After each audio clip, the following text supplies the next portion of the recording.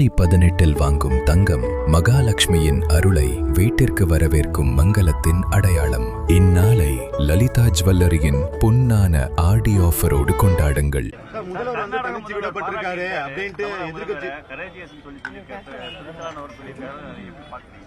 தமிழ்நாடு முதலமைச்சர் பாத்தீங்கன்னா இன்றைக்கு இந்தியா முழுக்க இருக்கக்கூடிய அனைத்து முக்கிய தலைவர்களும் பாராட்டத்தக்க வகையில் மிகச்சிறந்த ஒரு ஆட்சியை நடத்தி இருக்கிறாரு.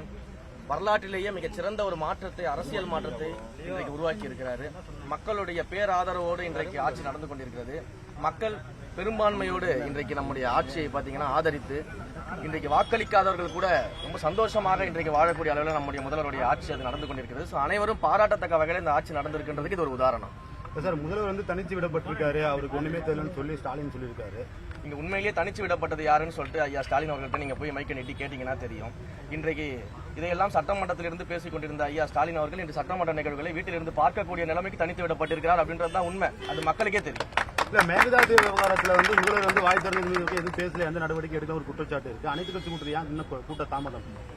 மிகச் சரியான ஒரு விஷயத்தை புரிஞ்சுக்கங்க. எல்லா விஷயத்தையும் பேசி தான் செய்யணும்னு அவசியம் இல்லை, செயல்ல காட்டினாலே போதும். எங்களுடைய முதல்வர் அவர்கள் எப்பவுமே செயலில் காட்டக்கூடிய முதல்வர், செயல் மூலமாக இந்த ஆட்சியை நல்லாட்சியாக மாற்றக்கூடிய முதல்வர், மக்களுக்கு இடைத்தேர்தலுக்காக வெறியோட காத்திருக்குன்னு சொல்லி சீமான் சொல்லியிருக்காரு. பெரம்பூர் தொகுதி சரி, கிழக்கு தொகுதி இன பார்த்துதான் தொகுதியிலே போட்டிட்டாரு. இடைத்தேர்தல் வரட்டும், கொலைவரியோட இருக்கும் அப்படின்னு அவங்களும் 15 வருஷமா நானும் பயிற்சி பண்ணிக்கிட்டு இருக்கிறாங்க. இன்னமும் பயிற்சி பண்ணிக்கிட்டு இருக்கிறாங்க. முதல்ல இது போல வெறுப்பு அரசியலை விதைக்கிறது, வெறுப்பு அரசியல் பேசி ஒரு தலைவருக்கு எதிராக பேசுவது, இதையெல்லாம் விட்டுட்டு உண்மையிலேயே வெற்றி பெறுவதற்கான நோக்கத்தோடு பேசினார்னா நிச்சயமாக உள்ளாட்சி தேர்தலில் ஏதாவது ஒரு 2 இடத்துல அவர் வெல்வதற்கான வாய்ப்புகள் இருக்கு. அதை முயற்சி செய்யணும்னு அன்போடு கேட்டுக்கிறேன்.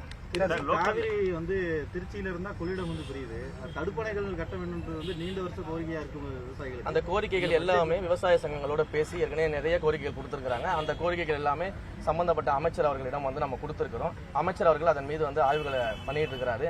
பட்ஜெட் நிதிநிலையை பொறுத்து எந்தெந்த திட்டங்களை எப்படி கொண்டு வரணுன்றதை அமைச்சர் அவர்கள் முடிவு செய்து நிச்சயமாக கொண்டு வருவார். சார், நான் ஒளியெல்லாம் இல்ல, என் மேல தாவேக்கா பொய்யான வழக்குகளை தொடர்ந்து செந்தில் பாலாஜி சொல்லியிருக்காரு. அதை சட்ட ரீதியை எதிர்கொள்வாங்க. சரி, அப்புறம் ஒளியிலன்னு சொல்லிட்டு எங்க காணாம போனாங்க இவ்வளவு நாளா? ஏன் தைரியமாக நிற்க வேண்டியதானே?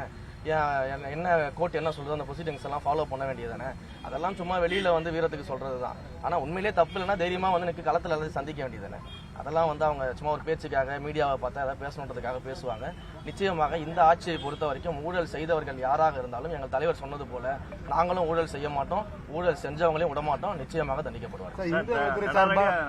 நடவடிக்கை எடுக்கிறீங்க, ஆனாலும் உயர்மட்டத்தில் உள்ள அதிகாரிகள் தப்பிக்கிறாங்க, கீழே உள்ளவங்க மாட்டிக்கிறாங்க குற்றச்சாட்டு இருக்கு. அதை நீங்க எடுக்கிறது அப்படி கிடையாது சார். நம்ம எல்லாமே விசாரணைக்கு உட்படுத்துறோம். நீங்க உடனடியாக எதுவும் உயர் அதிகாரிகள் மட்டும் நம்ம விட்டுட்டு மற்ற எல்லாரையும் தண்டிக்கிறோம் அப்படின்லாம் கிடையாது. முதல்ல எங்க ஆரம்பிக்குதோ அந்த இடத்துல விசாரணை நடத்தி அந்த ஆரம்ப நிலையில் இருக்கக்கூடிய அதிகாரிகள் மேல நடவடிக்கை எடுக்கிறோம். அதற்கு பிறகு அந்த விசாரணையில யார் யாரெல்லாம் உண்மையிலேயே ஈடுபட்டிருக்கிறாங்கன்னு தெரிய வந்துச்சுன்னா அவங்க எல்லாருமே நடவடிக்கை எடுக்க தான் போறோம். எந்த இடத்துலயும் நாங்க நடவடிக்கை எடுக்க மாட்டோம்னு சொல்லலையே. எல்லா இடத்துலயும் விசாரணைகளை நாங்களே தானே முன்னிறுத்துறோம். விசாரணைகளை நாங்களே முன்னிறுத்தி நடத்துறோம். விசாரணை நடத்த சொல்லி கேட்கிறோம். அடுத்தடுத்த ஸ்டெப்புக்கு நம்ம கொண்டு போயிட்டு இருக்கோம். இது எல்லாமே நம்ம பண்ணிட்டு இருக்கோம் இல்லையா? சோ அதனால முதல்ல ஆரம்ப கட்ட விசாரணையின் போது அதை யார் செய்தார்களோ அந்த அடிப்படையில் இருக்கக்கூடிய அந்த அதிகாரிகள் மீது நடவடிக்கை எடுக்கப்படுது. தொடர்ந்து யார் யாரெல்லாம் சம்பந்தப்பட்டிருக்காங்களோ எல்லாருமே நடவடிக்கை எடுப்போம். எங்களுக்கு எந்த பாரபட்சமும் கிடையாது.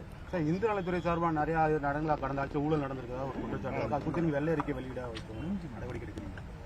அதை பொறுத்து நாங்கள் முடிவு பண்றோம். வெள்ளை அறிக்கை வெளியிடுறதை நாங்கள் டிஸ்கஸ் பண்ணிட்டு இருக்கிறோம். அதே போல கடந்த ஆட்சி நடைபெற்ற ஊழல்கள் என்னென்னலாம் கோயில் சொத்துக்கள் அபகரிக்கப்பட்டிருக்குது, கோயில் சொத்துக்கள் எப்படியெல்லாம் பல்வேறு இடங்கள்ல தவறாக பயன்படுத்தப்பட்டிருக்கிறது, அதை எல்லாத்தையும் நாங்கள் ஆய்வு பண்ணிக்கிட்டு இருக்கிறோம்.